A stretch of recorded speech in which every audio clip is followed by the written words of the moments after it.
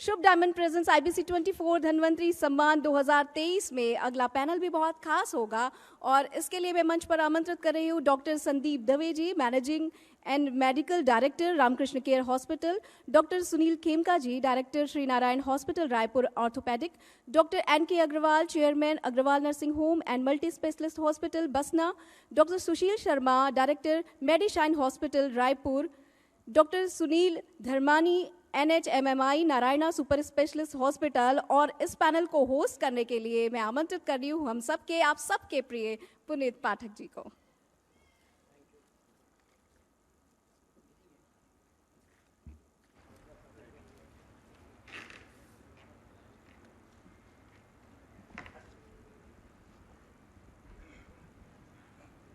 Hello, नमस्कार आप सभी को।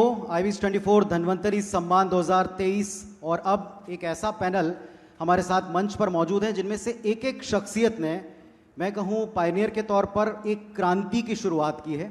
क्रांति दरअसल तेजी से होती है, लेकिन जब जीवन बचाने की आपके पास में कोई सूझ ना हो तब आपके पास एक नहीं ऐसे चार चार विश्वसनीय भरोसेमंद नाम हो, चार ऐसे बड़े ब्रांड हों आज की भाषा में, जहां आंख बंद करके आप किसी भी वक्त 24 घंटे जाएं और अपने जीवन को बचाने, उसे अच्छा बनाने, उसे सुगम बनाने की गारंटी पाएं। ऐसा बिरले ही होता है। बहुत जोरदार तालियों के साथ में हमारे इस पैनल का आप स्वागत कीजिए। इनमें से एक एक शख्स बेहद जिम्मेदार है, एक पिलर है स्वास्थ्य सेवाओं का, न केवल छत्तीसगढ़ में बल्कि पूरे मध्य भारत में। आप सबका यहाँ हृदय से मैं स्वागत करता हूँ। इस पैनल में मौजूद हैं डॉक्टर संदीप दवे साहब, managing and medical director Ramakrishna care hospital Raipur. स्वागत है डॉक्टर साहब आपका, नमस्कार। Doctor Sunil Khemka sir, director Shri Narayan hospital Raipur, orthopaedics के क्षेत्र में क्रांति लाने में ये और इनकी पूरी टीम लगी हुई है। डॉक्टर NK अग्रवाल साहब, चेयरपर्सन हैं Agrawal nursing home and multi speciality hospital Basna, senior surgeon भी हैं। डॉक्टर साहब नमस्कार। और न केवल डॉक्टर साहब बल्कि उनकी अगली पीढ़ियाँ भी इसी कार्य में रत हैं। डॉक्टर सुशील शर्मा साहब हैं, director Medishine hospital Raipur, joint replacement surgeon है। डॉक्टर साहब नमस्कार। आप सबसे अलग अलग मुलाकातें होती हैं। और डॉक्टर सुनील धर्मानी साहब, NHMMI Narayana super speciality hospital Raipur से नेफ्रोलॉजी डिपार्टमेंट के हेड हैं और बहुत लंबे वर्षों से मैं उन्हें इसी ऊर्जा के साथ हमारे मंचों पर देखता हूं, सबको गाइड करने के लिए, स्पेशली मुझे भी। तो आप सबको मेरा नमस्कार है, प्रणाम है।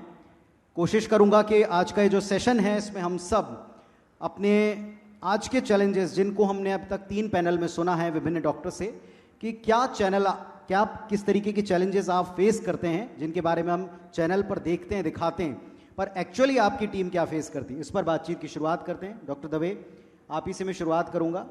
आज की तारीख में मेडिकल फील्ड में आपकी संस्थान और मध्य भारत में छत्तीसगढ़ रायपुर का योगदान निरंतर बढ़ता जा रहा है, जिम्मेदारी भी बढ़ती जा रही है। आपने एक कदम उठाया, रोबोटिक सर्जरी स्टार्ट की है। अब तक का सो फॉर एक्सपीरियंस क्या है? लोगों को इसके लिए कन्विंस अभी भी करना पड़ता है? देखिए, कन्विंस तो सबसे पहले किसी भी मरीज को ऑपरेशन के लिए करना बहुत बड़ा काम होता है जी। वहाँ से शुरुआत होती कि आप, क्योंकि मरीज ऑपरेशन के लिए कभी तैयार नहीं होता। हमेशा सबसे पहला सवाल ये होता है, क्या किसी दवाई से ये बीमारी का इलाज नहीं हो सकता। जहाँ तक रोबोटिक सर्जरी का सवाल है, रोबोटिक सर्जरी आज की तारीख में एक ऐसी क्रांति के रूप में आई है जो जटिल से जटिल ऑपरेशन को काफ़ी सरल बना दे रही है। यह सरलता किस प्रकार से होती है? एक, जो विजन हमको मिलता है वह अनमैच्ड। आप क्योंकि इस इंडस्ट्री से जुड़े हुए हैं और डेफिनेटली अगर आपका प्रोग्राम टेलीकास्ट हो रहा है और अच्छा नहीं दिखाई दे रहा है दर्शक को, तो उसको मज़ा नहीं आएगा। तो जो सर्जन है, जब तक चीज़ें अच्छी नहीं दिखाई देंगी तब तक वह सफलतापूर्वक ऑपरेशन नहीं कर सकता। तो जो विजन है वो बहुत ही अलग लेवल का है, 3 डायमेंशनल पिक्चर है। सिर्फ एक ही अगर इसमें कमी है तो आप किसी चीज़ को जो आपको छू के महसूस होती है चीज़ें, जो टच सेंसेशन बोलते हैं, वो टच सेंसेशन इसमें नहीं है। अदरवाइज रोबोटिक सर्जरी जटिल से जटिल ऑपरेशन को किस प्रकार आप सरलता से कर सकते हैं, ये समझाती है। डॉक्टर साहब, ये जिम्मेदारी तो आप बहुत पहले से निभाते रहे हैं कि आप लोगों को ऑपरेशन के बाद की ज़िंदगी कैसी होगी और कितनी सुगम होगी ये बताते हैं। लेकिन आज की तारीख में कैंसर और अलग अलग किस्म के कैंसर हैं, जो हमारी जानकारी बड़े आंत और बच्चेदानी का कैंसर, इसमें भी लोग मान के चलते हैं कि अगर ये कैंसर हो गया मतलब जीवन समाप्त, खत्म। और बहुत बड़ी उम्मीद एक आपके सेंटर से भी लोगों को बंधी है, बहुत से लोगों से हमने बातचीत की है। इस क्षेत्र में जो आपने लोगों को सेवाएं देना, जान बचाना, इस क्रम में भी शुरू किया, अभी तक आपने क्या महसूस किया? इसमें सबसे बड़ी चुनौती क्या है? देखिए, इस वक्त हम लोग कम से कम 150 से 160 के करीब रोबोटिक सर्जरी कर चुके हैं, और उसमें मैक्सिमम जो ऑपरेशंस हम लोगों ने किए हैं वो बड़ी आंत के कैंसर और बच्चेदानी के कैंसर के ऑपरेशंस हैं। और एक चीज़ मैं आपको जो बताना चाहूँगा कि कोलोरेक्टल कैंसर या बड़ी आंत का कैंसर या बच्चेदानी का कैंसर, जो आसपास नॉर्मल टिश्यू मौजूद हैं, दूसरे अंगों को बिना हार्म पहुँचाए आप किस प्रकार से इस सर्जरी को कर सकते हैं और सफलतापूर्वक कर सकते हैं। किसी भी कैंसर सर्जरी में सबसे ज़्यादा ज़रूरी ये रहता है कि जो मार्जिन ऑफ क्लियरेंस है, जो आपको उसके साथ में जितने लिम्फ नोड्स निकालने हैं, जितनी भी चीज़ें निकालनी हैं, वह सफलतापूर्वक निकालें बिना किसी दूसरे ऑर्गन को डैमेज किए। तो ये पॉसिबल तभी होता जब आपको एक अच्छा विजन मिलेगा और अच्छे इंस्ट्रूमेंट्स मिलेंगे। तो रोबोटिक सर्जरी वही चीज़ आपको देती है। आप बेहतर विजन के साथ और बेहतर क्रियाओं के द्वारा आप बच्चेदानी के कैंसर को, बड़ी आंत के कैंसर को, और भी विभिन्न प्रकार के जो ऑपरेशन है, चाहे वो पेनक्रियास का ऑपरेशन हो, चाहे वो पित्त की नली का कैंसर का ऑपरेशन हो, चाहे वो पेट का कैंसर हो, आप किसी भी प्रकार के कैंसर को, खास करके कैंसर में, और सबसे ज़्यादा अगर इसकी उपयोगिता है तो प्रोस्टेट के कैंसर में। डॉक्टर खेमका, आप भी रोबोटिक्स की तरफ बढ़ चुके हैं। आपका सेंटर भी एक विश्वसनीय सेंटर के तौर पर रायपुर में, मध्य भारत में जाना जाता है। अब तक हमने जितनी भी लोगों से बातचीत की है, नी रिप्लेसमेंट के मोर देन 100 ऑपरेशंस आप सभी मिलके अपनी टीम के साथ कर चुके हैं। आपका चैलेंज इसमें क्या है? जैसे डॉक्टर साहब ने बताया, ऑपरेशन का नाम सुन के ही घबराते हैं, पर अब रोबोटिक्स के द्वारा बहुत भ्रांतियाँ थी, हमने कई कार्यक्रम इस पर किए हैं, आपके साथ भी किए हैं, डॉक्टर दवे सर की टीम के साथ में भी किए। अब क्या स्थिति है? अब लोग थोड़ा कन्विंस हो पाएँ? नहीं, नी जॉइंट रिप्लेसमेंट के लिए तो ऐसा है कि जब पेशेंट चलना फिरना मुश्किल हो जाए, आर्थराइटिस इतना सीवियर हो जाए कि डेली रूटीन एक्टिविटी रेस्ट्रिक्ट होने लगती है, तो फिर चाहे यंगर एज ग्रुप हो, जैसे कि रोमेटाइड आर्थराइटिस में होता है, तो लोग को 35-40 में भी करना पड़ता है, और ऑस्टियो आर्थराइटिस डीजनरेटिव में तो 60+ वालों में प्रेफरेबली किया जाता है। रोबोटिक सर्जरी नी के बारे में मैं लोगों को बताना चाहूँगा कि इसमें जो है मरीज को जिस पहले दिन जब हम लोग एडमिट करते हैं तो उसका पूरा सीटी स्कैन करते हैं लोअर लिम्ब का, हिप, नी और एंकल का। पूरा अलाइनमेंट जो है सॉफ्टवेयर में फिट किया जाता है। पेशेंट के पहले दिन ही 15 मिनट 20 मिनट लगता है और प्रोसीजर को, पूरा प्लानिंग को उसमें फिट किया जाता है, और पहले दिन ही सब डिसाइड हो जाता है कि क्या साइज़ का इम्प्लांट पेशेंट में लगने वाला है, कितना कटिंग होने वाला है और क्या है। इसमें सबसे अच्छी बात होती है रोबोटिक सर्जरी में कि जो एक्यूरेसी ऑफ अलाइनमेंट रहती है वो ह्यूमन बीइंग के द्वारा ला ही नहीं जा सकती। आज मैं करूं, सुशील करे या और कोई सर्जन करेगा तो माइक्रो मिलीमीटर में फ़र्क आएगा, लेकिन रोबोटिक्स में ऐसा है कि वो 100% एक्यूरेसी से हम लोग काटेंगे तो 9 मिलीमीटर काटेंगे, वो 8.9 काटेगा, 8.7 काटेगा, जितना ज़रूरत है उतना काटेगा। हम लोग जिग के हिसाब से काटते हैं, वो मिलर रहता है, अपने आप काटता है। ये उसकी एक बहुत ब्यूटी है कि परफेक्ट अलाइनमेंट होता है। इसमें हम लोगों ने देखा कि पेन बहुत कम होता है। तीसरा, रोबोटिक सर्जरी के बाद पेशेंट सेटिस्फेक्शन रेट बहुत ज़्यादा है। नॉर्मल ऑल होल इंटरनेशनल सर्वे में पाया गया है कि नी रिप्लेसमेंट में कन्वेंशनल मेथड में 80% पेशेंट लोग सेटिस्फाइड रहते हैं। रोबोटिक के बाद ये परसेंटेज 96 to 97%। तो आगे आने वाला समय जो है रोबोटिक नी का ही है, और इसके रिजल्ट जो है बहुत अच्छे। डॉक्टर साहब, आपके सेंटर से जुड़ी कुछ स्पेशल चीज़ें हमने बड़ी सुनी, जैसे खेमका टेक्निक के बारे में बहुत चर्चा है। क्या है सर, आज ये मंच है, आप थोड़ा एक्सप्लेन करें, बताएं, क्योंकि यंगस्टर का हड्डियों का टूटना, आज अच्छी रोड्स में उनका बाइक स्टैंड करना, ये तो हम खबरों में दिखाते हैं, लेकिन आपकी खेमका टेक्निक क्या है? 2014 में एक पेशेंट, पुलिस का एक जवान था, उसका रोड ट्रैफिक एक्सीडेंट हो गया, उसका टीबिया का फ्रैक्चर हो गया, पूरा अपर थर्ड टीबिया जो है पूरी शैटर्ड हो गई थी, लॉन्ग बोन करीब 9 इंच। हम लोग डायलेमा में थे कि क्या करें। इस जो आप 10 सर्जन को दिखाओगे तो 8 बोलेंगे पीसेस को निकाल दोगे तो 6 इंच छोटा हो जाएगा, फिर उसकी लंबाई बढ़ाओ, 5 साल का ट्रीटमेंट रहेगा और बहुत कमरसम रहेगा, पेशेंट बहुत परेशान हो जाएगा। पुराने लोग तो बोलेंगे कि एम्पुटेशन कर दो। तो हम लोगों ने उस समय एक नई टेक्निक इंसिडेंटली की। हम लोगों ने उसमें नीचे से एंडर्स नेल पास किया और एक LRS सिस्टम करके long rail system external fixator आता है, उसको लगाए। उसके बाद हम लोगों ने देखा उसका रिजल्ट इतना अच्छा आया, ना पेशेंट को इन्फेक्शन हुआ, उसका स्किन ग्राफ्टिंग भी करते बना, फ्लैप रोटेशन भी करते बना। तो फिर उस ऐसे केसेस हमारे यहाँ बहुत ज़्यादा आते हैं। हम लोग महीने में 2, 3, 4 केस करते हैं और अभी हम लोग के मोर देन 100 केसेस हो गए। तो इसमें Anders nail with LRS fixation किया जाता है। जितना यदि एक प्लेन में ज़रूरत हो तो एक प्लेन में, 2 प्लेन में ज़रूरत हो तो। मेरे सारे ऑर्थोपेडिक कलीग्स जानते हैं इस मेथड के बारे में जी। और ये बहुत अच्छा है, इसमें ना इन्फेक्शन होता है और सबसे अच्छी बात होती है मशीन पेशेंट जो है 2, 3, 4 दिन बाद चलने लग जाता है। ये जर्नल में भी पब्लिश होने के है। चलिए, बहुत अच्छी बात है और शुभकामनाएं सर आपको देते हैं। डॉक्टर अग्रवाल हमारे बीच में, और डॉक्टर अग्रवाल सर से भी मैं कई बार पहले कुछ मंचों पे बातचीत कर चुका हूँ। बसना जैसी जगह में सर आपने जिस स्तर का और जिस क्वालिटी ट्रीटमेंट का बीड़ा उठाया है, वो आपकी अगली जनरेशन भी इसको आगे लेकर जा रही है।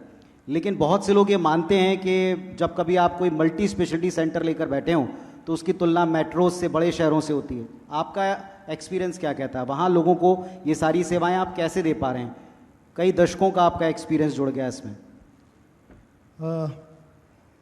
पुनीत जी, आपका और IBC का बहुत बहुत आभार। देखिए कि 1980 के दशक में मुझे बसना जैसे छोटे गांव में शासकीय सेवा करने का अवसर मिला। मैं लगातार ट्रांसफर्स और इसके बीच जूझता हुआ, फिर अल्टीमेटली मैंने ऐसा सोचा कि शायद ईश्वर यही चाहते हैं कि मैं इस छोटी सी जगह में ही रहूं। और 20 साल शासकीय सेवा मैंने करने के बाद एक छोटा सा अस्पताल 6 बिस्तर का शुरू किया और उसके बाद धीरे धीरे उसको बढ़ाते बढ़ाते आज हमने 100 बिस्तर का अस्पताल जो मल्टी स्पेशलिटीज़ है और सारी सुविधाएं हम वहाँ पे प्रदान कर रहे हैं। और ये साहस मुझ में आया जब मेरे बच्चे चिकित्सक बने, मेरी पुत्र वधुएं चिकित्सक हुई और उन्होंने जब ये कहा मुझे, मैंने कहा कि भाई तुम्हारे पास ऑप्शन है, आप कहीं भी जाके बड़े शहर में या कहीं पे भी जाके आप अपनी सेवाएं दे सकते हो। तो उन्होंने एक जो चीज़ कही जो शायद बहुत कम लोगों को ये अवसर मिलता है या बहुत कम लोगों का ये सौभाग्य होता है कि बच्चों ने कहा नहीं पापा आप जहाँ रहेंगे हम वहीं काम करेंगे। ये शायद मेरे इतने बड़े अस्पताल बनाने के पीछे बहुत बड़ा संबल यही था। और जैसा कि जानते हैं कि यहाँ से लगभग हम 150 किलोमीटर दूर हैं रायपुर से, और अभी कुछ वर्षों में रोड्स बहुत अच्छी हो गई हैं, लेकिन इससे पहले रोड्स बहुत ख़राब होती थी, बिजली की समस्या थी। तो किसी तरह हम लोग हर चीज़ को मैनेज करते हुए अस्पताल के निरंतर विकास किए और आगे सुविधाओं देने का काम लगातार हम करते रहे। और आज जो मेरा इंफ्रास्ट्रक्चर है, मैं आपको बताना चाहूँगा कि रायपुर के किसी भी बड़े अस्पताल के इंफ्रास्ट्रक्चर के मुकाबले मेरा हॉस्पिटल का स्ट्रक्चर है और सुविधाएं भी उस स्तर की हैं। आज मेरे यहाँ laparoscopic surgery, neuro surgery, euro surgery, ENT surgery, एक बहुत अच्छा ICU, एक बच्चों का बहुत अच्छा सेंटर जहाँ नवजात शिशुओं का बहुत अच्छा 18 बेड का एक नवजात शिशुओं का भी NICU भी है मेरे पास। और निरंतर ऐसे हमारे चिकित्सक जैसे MMI से हमारे यहाँ डॉक्टर पाढ़ी आते हैं, डॉक्टर धर्मानी भी जाते हैं, महापात्रा जी हैं, डॉक्टर दीपक सर हैं, और लेप्रोस्कोपिक सर्जरी के लिए जो पूरे छत्तीसगढ़ के माने जाने डॉक्टर संदीप दवे मेरे बाजू बैठे हैं, ये भी महीने में 15 दिन में 1.5 महीने में एक आध बार वहाँ जाकर लगातार 8 से 10 सर्जरीज करते रहते हैं। और उनको भी लगता है कि ये जो सेंटर है कि ये कहीं भी महानगरों के सेंटर से कहीं कम नहीं है, और उनको भी बड़ी प्रसन्नता होती है कि जाके उस छोटे से गांव में, नगर में जाके वो ऑपरेशन करते हैं। तो आप लोगों से ही हमारा संबल बढ़ता है और हमारे परिवार के जो हमारे सदस्य, हमारे बच्चे जो डॉक्टर्स हैं, इनके संबल से ही मैं इतना बड़ा काम कर पा रहा हूँ और उस ग्रामीण अंचल में इतनी उत्कृष्ट सेवाएं दे पा रहा हूँ। बहुत अच्छी बात है सर, और बहुत शुभकामनाएं आपको। जब भी आपसे मुलाकात होती है बड़ी प्रसन्नता होती है, जिस ऊर्जा के साथ आप लगे हैं और आपके साथ में तमाम डॉक्टर्स रायपुर के जुड़े हैं, ये भी अपने आप में एक बड़ी गौरव की बात है हम सबके लिए कि वहाँ तक ये सेवाएं पहुँच रही हैं। डॉक्टर सुशील शर्मा जी, डायरेक्टर है मेडिशाइन हॉस्पिटल रायपुर से। डॉक्टर साहब, जॉइंट रिप्लेसमेंट में आपका बहुत लंबा एक्सपीरियंस है। जॉइंट रिप्लेसमेंट की आप कितनी भी चर्चा कर लें, अभी हम डॉक्टर अंकुर गुप्ता सर को भी सुन रहे थे, यहाँ भी हमने चर्चाएं की, रोबोटिक्स तक का इस्तेमाल हो रहा है, लेकिन ये भय और भ्रांति अब तक पूरी तरह से दूर नहीं हो पाई। इसके लिए क्या आपको लगता है कुछ और अवेयरनेस प्रोग्राम की आवश्यकता है? अभी भी लोगों के मन में वो डर समाया ही हुआ है। जैसे दवे सर ने कहा था, सबसे इंपॉर्टेंट चीज़ होता है सर्जरी के लिए पेशेंट को कन्विंस करना। हमेशा एक मरीज या चाहे आप भी हो, एक इजी वे आउट ढूंढेंगे। जब तक आपके हाथ पैर चल रहे हैं, जब तक कोई इमरजेंसी में आप लैंड ना करें, हॉस्पिटल में आपको चाहे स्ट्रेचर में या व्हीलचेयर में ना लाया, जब तक आप सर्जरी के लिए तैयार नहीं होंगे। सेम स्थिति नी रिप्लेसमेंट की होती है। जैसे कि खेमका सर भी हैं या अंकुर हैं यहाँ पे, we all are from the same community. तो प्रॉब्लम ये होता है पेशेंट को कन्विंस करना। जब मैंने प्रैक्टिस चालू की थी 20 साल पहले, 15 साल से जब हमने नी रिप्लेसमेंट चालू किया, तो उस समय तो ऐसा होता था कि हमारे पास स्किल बट पेशेंट तैयार नहीं होते थे।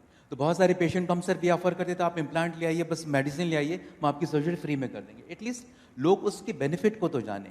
तो एक चैलेंज था, धीरे धीरे वो चैलेंज कम होते गया जब हमने पूरी लगनता के साथ, पूरे अपने इफ़िशियंसी के साथ पेशेंट को ट्रीट किया। जो अच्छे पेशेंट हुए, एक्चुअली भ्रांति जब होती थी, जब बहुत पहले या फिर सर्जरी के रिजल्ट अच्छे नहीं होते, तो पेशेंट चल रहा है, सर्जरी के बाद पता चला उसे इन्फेक्शन हो गया या फिर प्रॉपर अलाइनमेंट नहीं रहा। जैसे सर ने कहा, रोबोटिक की बात की थी, प्रॉपर अलाइनमेंट का बहुत बड़ा रोल होता है। तो लगभग 8 साल 9 साल पहले मैंने नेविगेशन छत्तीसगढ़ का सर्वप्रथम लाया था। तो नेविगेशन और रोबोटिक का ऑलमोस्ट एक बहुत बड़ा मेजर रोल रहा है नी रिप्लेसमेंट सर्जरी में या हिप रिप्लेसमेंट सर्जरी में। प्रॉपर अलाइनमेंट, जैसा ईश्वर ने हमारे शरीर में जो बनाया है नी का स्ट्रक्चर या हिप का स्ट्रक्चर, जिस एंगल में, जिस मैकेनिकल, क्योंकि इट्स ऑल मैकेनिक्स, हमारी बॉडी की मैकेनिक्स किसी भी एक मर्सिडीज या बाहर ऑडी खड़ी उससे कहीं बेहतर है।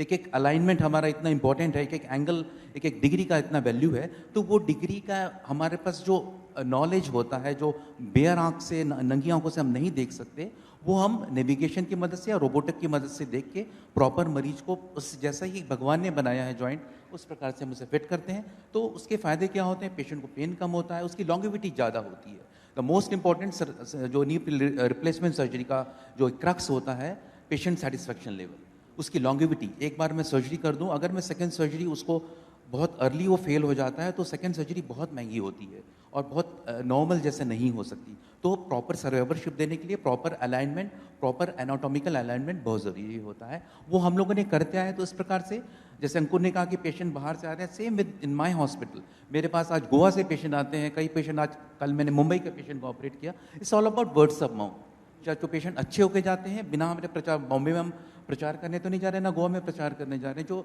पेशेंट के रिलेटिव हैं उनको बताते हैं अपने अच्छे एक्सपीरियंस को, तो पेशेंट हमारे पास आने लगे हैं।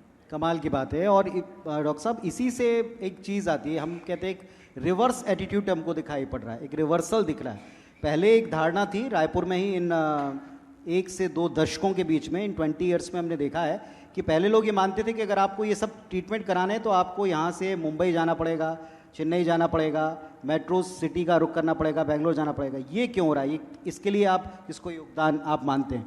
और जैसा आपने कहा कि हम किसी को बोलते नहीं हैं, लेकिन ये माउथ पब्लिसिटी से क्या वो दौर आ पाएगा कि जब यहाँ मेडिकल टूरिज्म बढ़े? डेफिनेटली माउथ पब्लिसिटी का तो एक मेजर रोल होता है। ये जो किसी भी मीडिया को यूज़ करते हैं, आप डायरेक्ट कम्युनिकेट नहीं करते, कहीं ना कहीं वो इन्फ्लुएंस होता है कि हम किस मीडिया को इस्तेमाल कर रहे हैं। लेकिन जब वर्ड्स ऑफ माउथ की बात होती है, जब क्रेडिटेबिलिटी होती है, रिलायबिलिटी होती है, एक डायरेक्ट टेस्टिमोनियल होता है पेशेंट का कि मैंने वहाँ ऑपरेशन कराया, मैंने नी रिप्लेसमेंट कराया, ये सेफ सर्जरी आप करवा सकते हैं। तो सबसे बड़ा रोल होता है वर्ड्स ऑफ माउथ का। आज जो दवे सर बैठे हैं, आज उनका हर कोई जानता है, इज्जत से नाम लेता है। क्यों? क्योंकि उन्होंने मेहनत की, इतने सालों की मेहनत लगाई। खेमका सर बैठे हैं, इतने सालों की मेहनत है, उनके रिजल्ट्स हैं। नॉट ओनली मेहनत, उनके रिजल्ट्स हैं। तो ये वर्ड्स ऑफ माउथ, एक सेल्फ सेटिस्फैक्शन और पेशेंट के लिए ऑनेस्टी सबसे इंपॉर्टेंट चीज़ होती है। हम पेशेंट को सिर्फ ये ना सोचें कि हमें फीस देके जा रहा है, बल्कि ये सोचें कि मुझे इसे ठीक करना है। Just always try to be in patients shoes. चलिए, ये भी बहुत अच्छी बात है और इसीलिए हमने कहा कि आपका एक एक वर्ड इस मंच से तमाम लोगों तक, लाइव दर्शक जो देख रहे हैं उन तक जाना भी बड़ी बात है। डॉक्टर सुनील धर्मानी सर हैं, NHMI Narayana super speciality hospital से, जो तमाम एक्सपर्ट टीम है उनमें one of the finest doctor हमारे साथ इस मंच पर हैं। डॉक्टर साहब, किडनी की सेहत आज की तारीख में बड़ा कंसर्न है और आज की तारीख में हर उम्र वर्ग के लोगों को किडनी संबंधी दिक्कतें बताते हैं कि ये लाइफस्टाइल डिजीज़ है। ये लाइफस्टाइल डिजीज़ एक ऐसा शब्द है जो हर एक शरीर के आंतरिक अंग पर खतरा दे रहा है। किडनी के बारे में आप क्या सोचते हैं? लाइफस्टाइल का क्या कनेक्शन पाते हैं? अगर आप इसको ऐसे देखें कि आज की डेट में किडनी के बीमारी, जिसको हम लोग मेनली क्रॉनिक किडनी डिजीज़ बोलते हैं, उसके मुख्य कारण क्या है?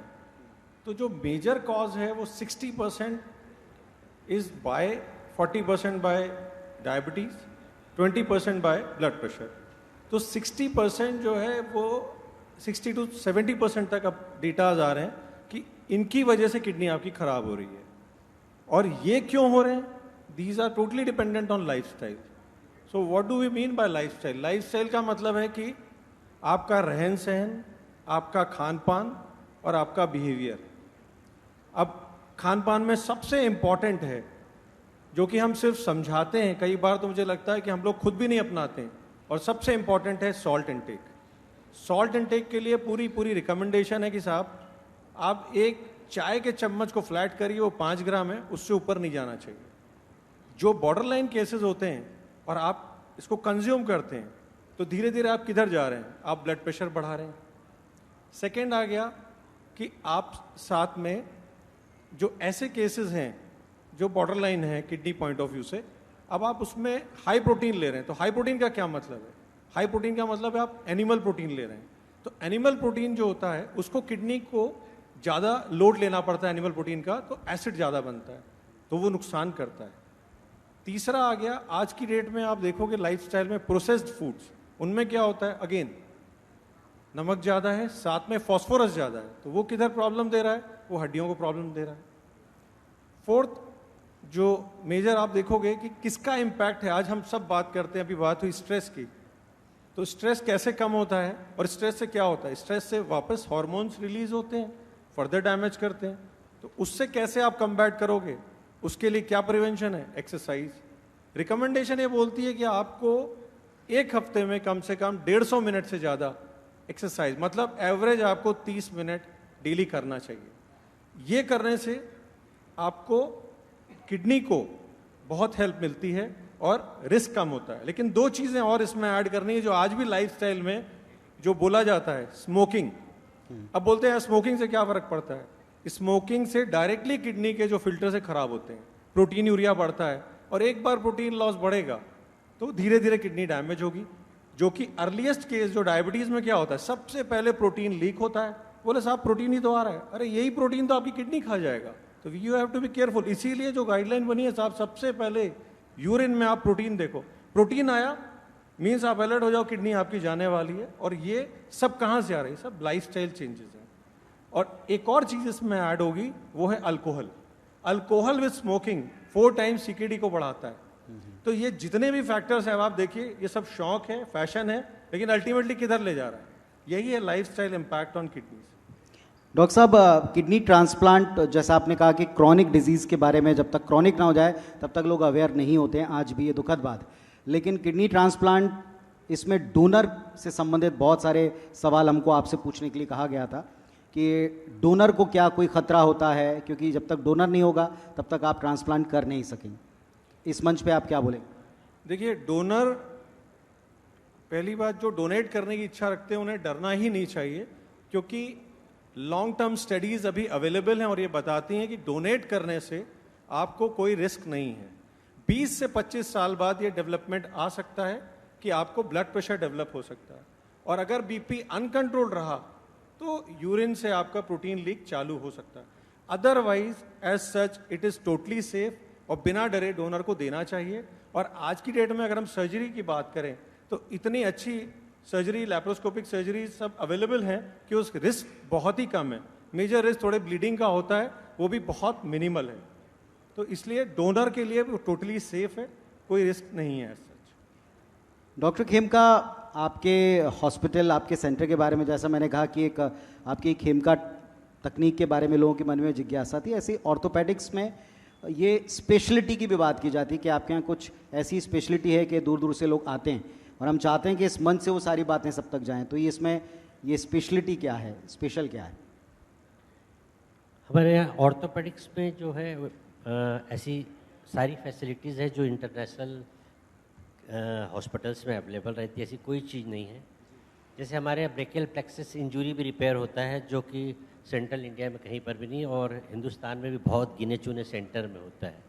उसी प्रकार लिम ट्रांसप्लांट का भी श्री नारायणा हॉस्पिटल एक ऐसा हॉस्पिटल है जो जिनको कैडेवरिक लिम ट्रांसप्लांट का परमिशन मिला हुआ है और कैपेबिलिटी है इसको। तो इस प्रकार से कुछ, और जैसा आपको मैंने बताया रोबोटिक नी भी हमारे यहाँ फर्स्ट है और अभी तक एक ही है जो श्री नारायणा में उपलब्ध है। जी, तो ये वर्ल्ड क्लास फैसिलिटी है जो आपके यहाँ दी जा रही है, इसलिए इनको वर्ल्ड क्लास स्पेशल आप कहते हैं। डॉक्टर दबे, रोबोटिक्स भी अब आपके सेंटर पर है, कैंसर से संबंधित चीज़ें भी आप ट्रीट कर रहे हैं, आपकी टीम में तमाम डिपार्टमेंट शामिल हैं। व्हाट नेक्स्ट सर, आपको क्या लगता है? हर बार मेडिकल फील्ड में आपके सामने अगर आप जैसे शख्सियत हो तो ये सवाल रहता है, अब आगे क्या? सर, छत्तीसगढ़ को बने 23 साल हो चुके हैं। सर थोड़ा सा माइक पास कर लीजिए। छत्तीसगढ़ को बने 23 साल हो चुके हैं और मुझे लगता है कि हमारा प्रदेश अभी सिर्फ युवा अवस्था में आया है और आने वाला समय जो है,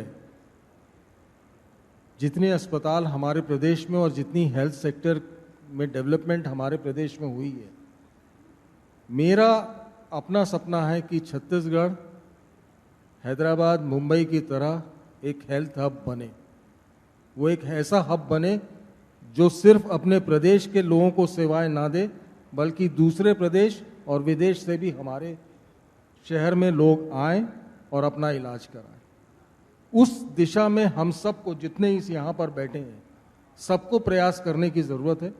सब कहीं ना कहीं लगे हुए हैं, अपनी अपनी फील्ड में बहुत अच्छा काम कर रहे हैं, बहुत और विश्व स्तरीय काम कर रहे हैं।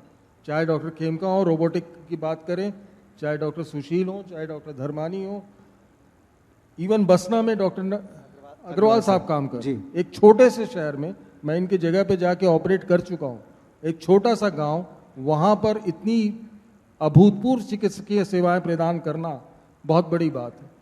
तो उसी प्रकार से हम अपने शहर को किस प्रकार से बड़ा बना सकते हैं, किस प्रकार से उस मुकाम पर पहुंचा सकते हैं जहां पर दूसरे प्रदेशों से हमारे यहाँ मरीज आएं और अपना इलाज कराएं, ये विश्वास हमको डेवलप करना। मैं चाहता हूं एक बार जोरदार तालियां, क्योंकि आप में से हर एक इसके लिए जिम्मेदार भी है और आप में से हर एक ऐसा करने में पूरी तरह सक्षम भी है। एक अंतिम और बहुत छोटा सा सवाल, हमारे साथ में कपिल देव सर आ चुके हैं, मैं उनको देख नहीं पाया, क्षमा कीजिएगा सर। वेलकम सर, आपका इस प्रांगण में स्वागत है। जोरदार तालियों के साथ कपिल देव सर का और IBS 24 के जो हमारे चेयरमैन सर हैं, दोनों का मैं यहाँ स्वागत करता हूँ। सर, सेशन को कंक्लूड करूँगा, एक अंतिम बात मैं आपसे और डॉक्टर अग्रवाल से पूछूंगा। मेडिकल टूरिज्म की बात आजकल छत्तीसगढ़ टूरिज्म बोर्ड भी कर रहा है, जो हमारे आज के बड़े सशक्त सहयोगी, इसमें क्या देर है दवे साहब?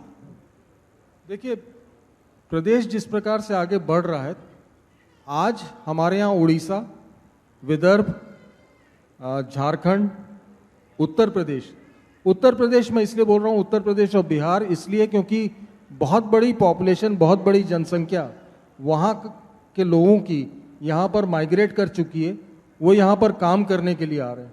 तो उनके जो परिवार के सदस्य हैं जो कि उत्तर प्रदेश या बिहार में रहते हैं, वे रायपुर आने लगे हैं अपने इलाज के लिए, क्योंकि उनको यहाँ पर, आपको विश्वास नहीं होगा, रायपुर आज भी हिंदुस्तान के सबसे सस्ते इलाज को प्रोवाइड करने वाला शहर है। और दूसरी बात, क्वालिटी पे कहीं पर भी कोई भी अस्पताल समझौता नहीं कर रहा जी। तो इसलिए मैं इतना जानता हूं कि जो हम यहाँ पर प्राइवेट सेक्टर हो चाहे सरकारी क्षेत्र हो, दोनों ही क्षेत्रों में बहुत ही अच्छा काम हो रहा है और दूसरे प्रदेशों से भी हमारे यहाँ लोग आ रहे हैं और अपना इलाज करवा रहे हैं। जी, डॉक्टर अग्रवाल साहब इसमें कुछ जोड़ना चाह रहे हैं आप, बहुत संक्षेप में? डॉक्टर दवे का बड़ा आभार कि उन्होंने बताया कि मेरे अस्पताल में क्या सुविधा है एक छोटे से गांव में, परंतु अभी भी हमारे हौसले बहुत बुलंद हैं कि हम इसको और आगे ले जाएंगे। इसी कड़ी में हमने भी 10-15 दिन पहले एक अच्छा डायलिसिस सेंटर का भी शुभारम्भ किया, जहाँ नियमित प्रतिदिन 4 से 5 लोग डायलिसिस के लिए आ रहे हैं जी। तो मैं तो कहूँगा कि इन शब्दों के साथ मैं अपनी बात को समाप्त करूँगा जी कि जब से चला हूँ मंजिल पे है नज़र मेरी, और इन आँखों ने मील का पत्थर नहीं देखा। इन आंखों ने मील का पत्थर वाह नहीं। क्या बात है सर, ये हम सब पर यहाँ इस प्रांगण बैठे हुए एक शख्स और उनकी टीम लीडर्स के लिए बात सच है। बहुत बहुत धन्यवाद sir, thank you so much. आप सबको हमारी ढेर सारी शुभकामनाएं। हम अपनी टीम के साथ आपको दिखाते भी रहेंगे और आपके अच्छे काम को पहुंचाते भी रहेंगे। Thank you so much sir, thank you so much. आप सभी जोरदार तालियां हो जाएं इस मंच के लिए और एक एक डॉक्टर चिकित्सक के लिए। Thank you so much.